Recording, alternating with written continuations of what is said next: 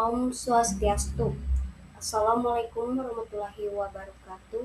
Shalom nama budaya, salam kebajikan, salam harmoni. Halo, kenalin nama saya Mardiana Hulu dengan NIM 2513031031 dari Prodi Pendidikan Kimia. Pada kesempatan ini saya akan menjelaskan atau membahas tentang perubahan zat, ikatan kimia, laju reaksi, dan reaksi redoks.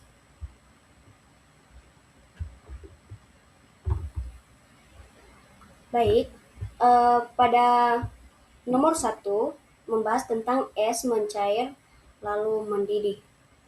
Mungkin teman-teman bisa memahami bagian A, bagian B, bagian C sesuai dengan jawaban ini sesuai dengan hasil pertanyaan yang diberikan.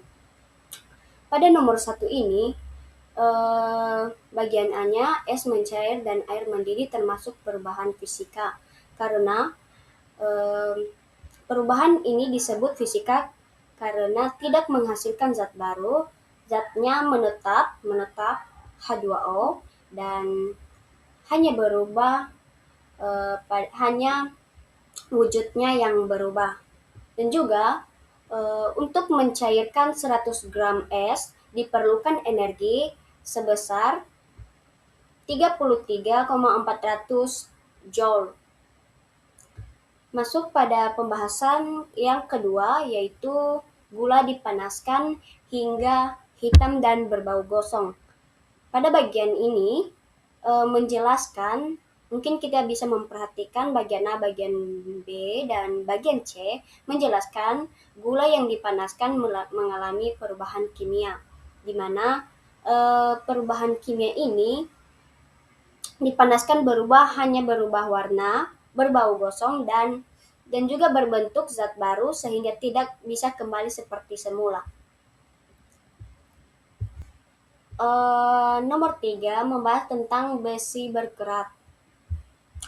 Pada nomor 3 ini, besi berkarat termasuk perubahan kimia karena reaksi antara besi dan oksigen yang menghasilkan Fe2O3. Proses ini menghasilkan zat baru dan sifat yang berbeda. Mungkin teman-teman bisa melihat pada jenis perubahannya. Bersih berkarat termasuk perubahan kimia karena menghasilkan zat baru dan sifat yang berbeda. Tentu sekali teman-teman. Mungkin juga teman-teman bisa melihat pada persamaan reaksinya, di mana pada persamaan reaksi perkaratan besi ini 4Fe ditambah 3O2 bereaksi dengan menjadi 2Fe2O3. Pada besi bereaksi dengan oksigen membentuk karat Fe2O3. Dan juga pada bagian C ini perbandingan mol dari persamaan reaksi. Mungkin teman-teman bisa melihat. Dan pada hasilnya 80 gram. Mungkin teman-teman bisa memahami 4 mol Fe menghasilkan 2 mol Fe2O3.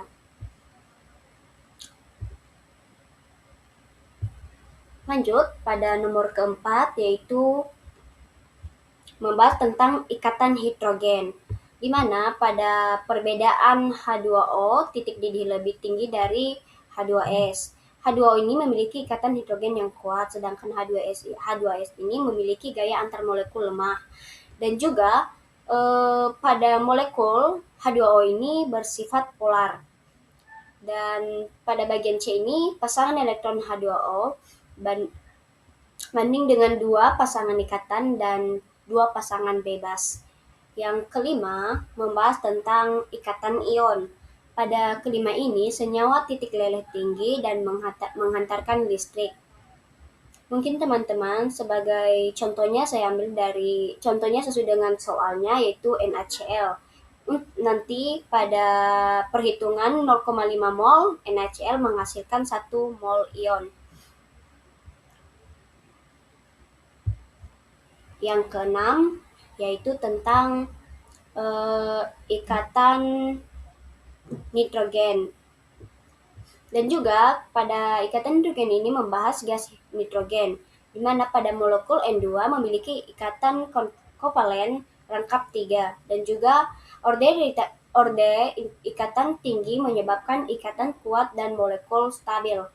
Dan sehingga pada jumlah elektron yang terlibat adalah 6 elektron. Yang ketujuh yaitu membahas tentang pengaruh suhu. Mungkin teman-teman tahu, kenaikan suhu mempercepat laju reaksi, energi kinetik partikel meningkat sehingga tumbukan efektif bertambah, dan juga energi kinetik partikel setelah pemanasan lebih besar daripada sebelum pemanasan. Mungkin teman-teman bisa mengerti dari hal tersebut. Lanjut, yaitu bagian nomor 8, yaitu tentang luas permukaan. Mungkin teman-teman dari sebuah contoh faktor CaCO3 bereaksi lebih cepat. Faktor yang memengaruhi laju reaksi adalah luas permukaan. Betul sekali. Dan juga pada bagian B ini tentang serbuk CaCO3 bereaksi lebih cepat karena luas permukaannya lebih besar. Ya, dari penjelasan ini juga memang kita bisa membuktikannya. Dan juga pada bagian C ini, jika luas permukaan diperbesar 5 kali, laju reaksi juga meningkat. Lanjut pada nomor 9 teman-teman, yaitu membahas tentang reaksi A ke B, di mana pada teman-teman bisa melihat dari sebuah contoh soal reaksi A ke B, di mana pada jawabannya laju reaksinya 0,8 kurang dengan 0,2 sama dengan 0,6 molar per menit. Ada juga pun satuan yang digunakan, satuan laju reaksinya adalah molar per menit. Dan juga mungkin teman-teman bisa melihat makna fisis, yang artinya konsentrasi zat A berkurang sebesar 0,06 molar setiap menit selama reaksi berlangsung. Lanjut pada pembahasan berikutnya, yaitu tentang pembakaran glukosa.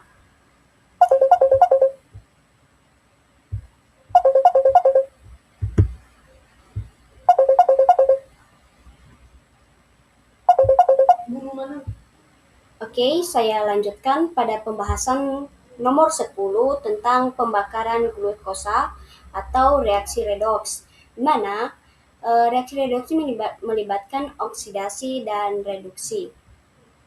Dan juga glukosa mengalami oksidasi sedangkan oksigen mengalami reduksi. Dan juga ada dari contoh-contoh soal, sesuai dengan soal, bilangan oksidasi karbon berubah dari 0 menjadi penambahan dari 4 atau positif 4. Lanjut pada nomor ke-11, reaksi redoks pada aki. Mungkin teman-teman bisa memahami dari zat yang teredaksi adalah Pb, sedangkan zat yang tereduksi adalah PbO2. Ada contohnya, bilangan oksidasi Pb berubah dari 0 menjadi tambah 2 atau positif 2. Pada nomor ke-11 ini membahas tentang timbal atau Pb mengalami oksidasi karena melepas elektron, sedangkan PbO2 mengalami reduksi karena menerima elektron. Perpindahan elektron inilah yang menghasilkan arus listrik sehingga aki dapat menyimpan dan mengalirkan energi. Lanjut pada pembahasan kita nomor ke-12 tentang reaksi Zn dan CuSO4. Ada juga pun dari contoh soalnya ada persamaan reaksinya Zn ditambah CuSO4 bereaksi menjadi ZnSO4 tambah Cu. Dan pada nomor ke-12 ini membahas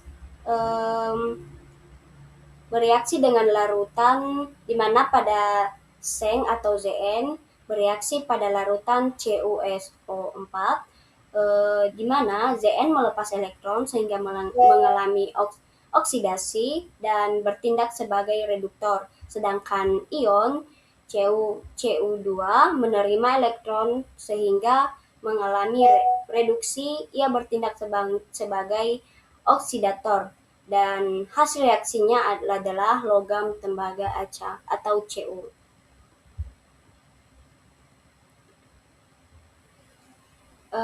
Yang nomor lanjut pada nomor ke-13 tentang pembahasan pembakaran metana. Entalpi reaksi pembakaran metana merupakan reaksi exotherm karena melepas kalor dan juga energi reaktan lebih tinggi daripada energi produk sehingga bernilai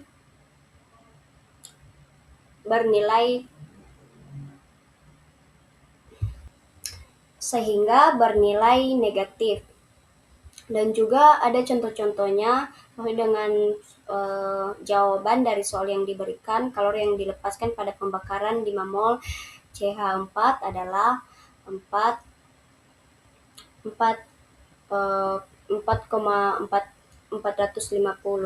Dan juga lanjut pada nomor ke-14. Nomor ke-14 ini tentang reaksi endotherm, di mana pelarutan NH4NO3 termasuk reaksi endotherm karena menyerap kalor dari lingkungan. Ini teman-teman bisa memahami perubahan entalpi pada reaksi ini bernilai positif, ya. Dan juga pada perubahan entalpi pelarutan NH4NO3 adalah 24 dari kJ per mol. Ada juga dari pembahasan yang ke-15 yaitu tentang hukum Hess. Hukum Hess menyatakan bahwa perubahan entalpi reaksi hanya bergantung pada keadaan awal dan akhir, bukan jalur reaksi. Mungkin teman-teman bisa memahaminya. Dan juga pada nomor ke-15 ini bukan oleh jalur reaksi yang ditempuh, tetapi juga hukum ini sangat berguna untuk menghitung perubahan energi reaksi yang sulit diukur secara langsung. Baik, sekian saja penjelasan materi saya atau pembahasan materi saya. Saya tutup dengan terima kasih.